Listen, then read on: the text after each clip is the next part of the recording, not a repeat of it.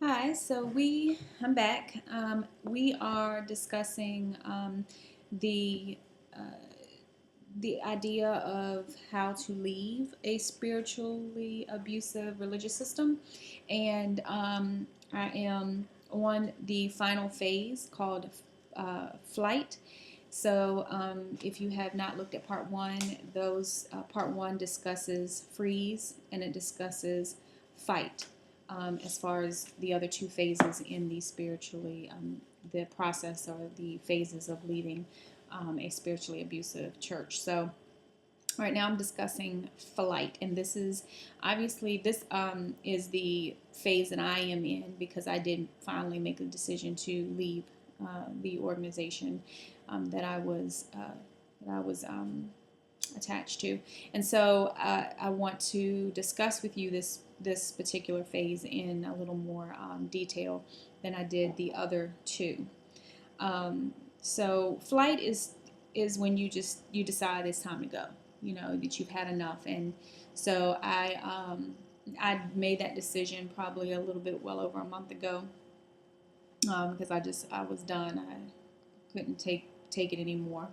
And so, a lot of people are wondering, how do you decide that? How do you make that type of decision like that? And how does it impact your family? And what, where do you go? What do you do after you decide to leave something that you've been so invested in, or you've invested so much time, money, energy, and resources in? How do you make that decision, and how is your relationship with God? How are you able to sustain your relationship with God without this system in place?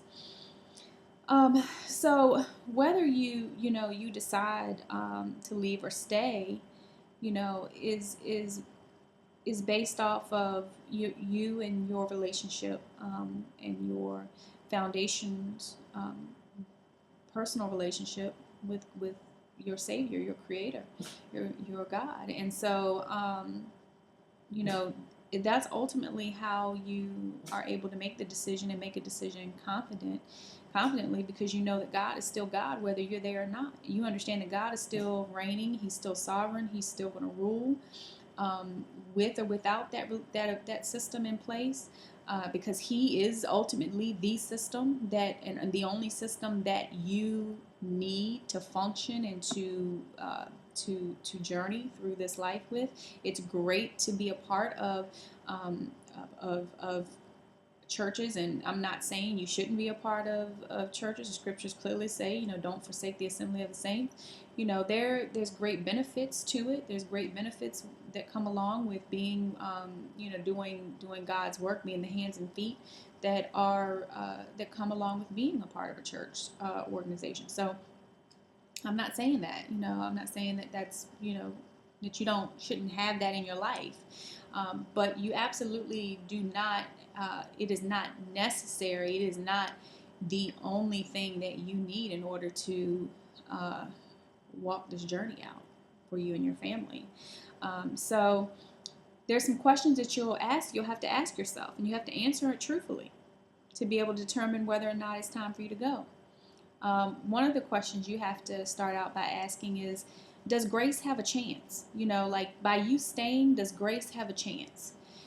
Will grace, do you think that grace will eventually be a priority in will change the way that the ministry is being led? And um, will it change the way people are being treated or being abused? You have to, if the leadership is graceful, um, even with legalistic sheep, you know grace could have a chance. And so you have to identify whether or not the leadership at the if it's bottlenecked at the top, so much so that the power posturing leaders um, are more performance oriented. The chances of, you have to be realistic. The chances of things changing by grace, it can be slim. It's just can be very slim. So you have to kind of make that call for yourself and listen to God and watch, be watchful and be on guard.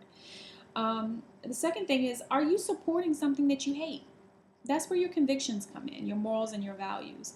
By staying and contributing your time, your money, your resources, your energy, you ultimately, are you helping something when honestly in your heart, are you condoning something when honestly in your heart you disagree with it?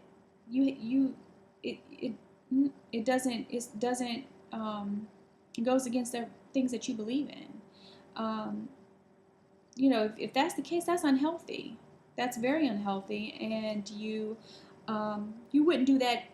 There's certain things you wouldn't do that. Like for example, if you were a nurse and you worked in a nursing home and you saw that there were elderly people being mistreated in this nursing home on a regular basis. Yes, you're a nurse, but what if you are that nurse that is um, you don't agree with the way these individuals or these elderly people are being treated in this particular nursing home?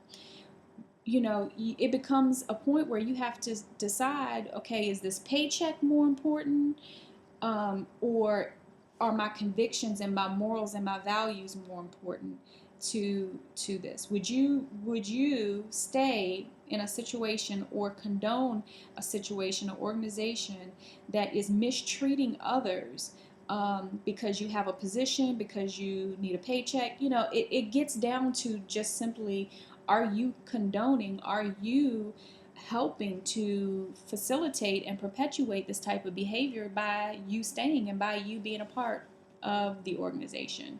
That was pretty much where the question that I had to answer for myself, and what made my decision to flight easy, because that was very simple to me. No, I mean, I was not going to be a part of mistreating the people of God. So it was very cut and dry for me. All right. Um, Next question is, do you need to be right? Are you feel like, well, we're right. Why do we have to leave? If I'm right, why do I have to go? Why don't they go? Blah blah blah. You know, um, that just perpetuates, that just makes the situation, drag it out longer. Because I mean, if the spiritual leaders have it bottlenecked at the top, it doesn't matter who's right. I mean, doesn't matter. So you need to kind of let that go of, I want to be right. I want to be right. It doesn't matter. Okay. Um, Next question is, can you stay? You got to ask yourself, can you stay and stay healthy both at the same time? Um, this is probably one of the most important questions you can ask yourself. Losing your spiritual, not to mention your mental, your physical, your emotional, and psychological health in the midst of all this is not worth it. It's not worth the cost. Neither is stressing your family out and neglecting them to take on the dysfunctional system. It might not be your calling to take on such a beast. I mean, it really is. It really can be very tiring, and it can wear you out. So, many children of spiritually abusive systems, they neglect. You know, they feel neglected. They suffer from neglect, because their parents have been so preoccupied with carrying along a collapsing ministry, a collapsing church. So you got to be careful about, losing your integrity in the midst of all of this, and you becoming a spiritual and emotional mess, trying to figure out how to stay healthy in the midst of all this going on around you. Okay. Um, uh, Next question is, can you decide your own limits and stick with them? So in other words, can you set your own limits within the church, and within your family, and remain healthy and productive and effective? It'll help you. You can do it, but you have to be mindful of where your limits are, and when you realize that those limits are now no longer healthy limits. You can't keep broadening the limits. You have to set them, stick to them, be consistent, and then when you realize that the limits are you're not getting any healthy, you don't see any healthy changes in it from those limits, then you have to be okay with moving on and moving on to the exit process and leaving the organization. You have to. You just have to be okay with it. At some point you have to come to terms with the truth and what the truth is, and be okay to take that step. Next question is: do you believe God cares more about the church than you do? So if you feel like you're leaving something unresolved, and so that therefore, I can't leave because I'm leaving all these people, and I'm leaving friendships, and I don't, it's unresolved, and God's not done here, blah blah blah.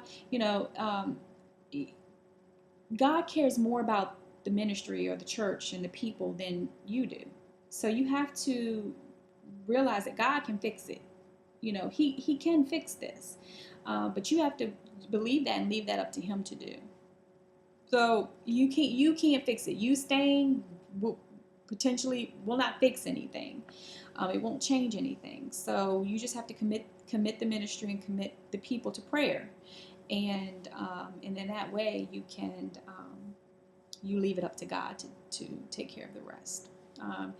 And truth and justice, you got to realize that justice, that's up to God to serve, and in Psalms 89, let me just give you a scripture. Psalms 89:14, it states, righteousness and justice are the foundation of thy throne. Loving kindness and truth go before thee.